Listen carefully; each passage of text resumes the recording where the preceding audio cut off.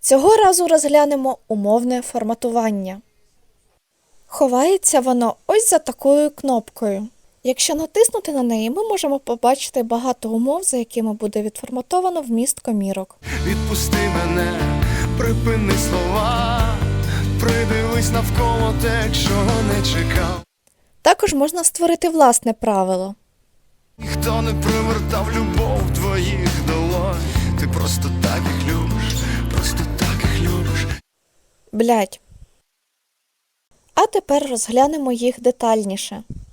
Першим буде пошук повторюваних значень. Обираємо комірки, в яких будемо виконувати форматування. Далі натискаємо на цю хуйню і шукаємо потрібне правило.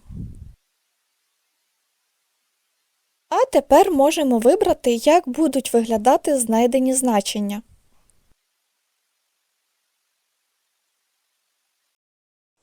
Блядь.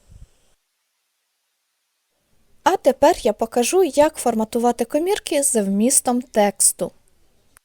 Виділяємо діапазон і обираємо опцію «Текст, який містить». Вводимо текст і обираємо форматування. Повторюємо з усіма значеннями, які потрібно виділити.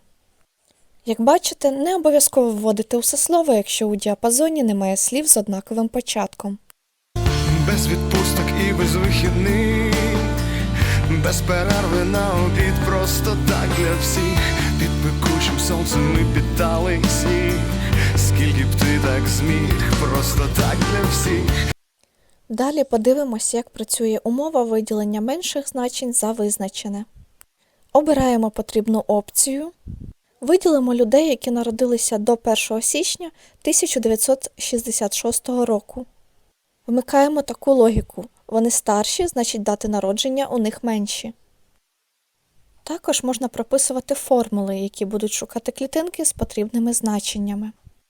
Цього разу натискаємо на опцію «Створити правило» і обираємо потрібний варіант. Вводимо в рядку формулу, яка буде визначати потрібні клітинки. У мене це формула визначення тих, хто прослужив менше року.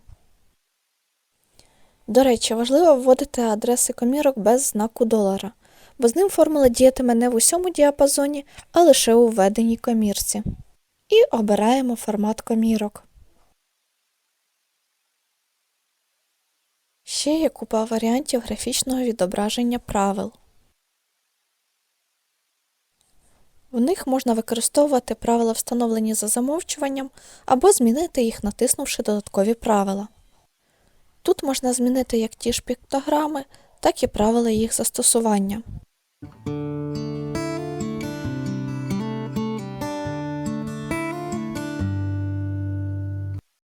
Якщо вам раптом потрібно змінити умови, то потрібно натиснути на «Керувати правилами». Вмикаємо всі правила для поточного аркуша. Обираємо потрібне і натискаємо «Редагувати правило». Тут можна змінити як оформлення, так і самі умови. Також можна змінити діапазон, до якого застосовується правило.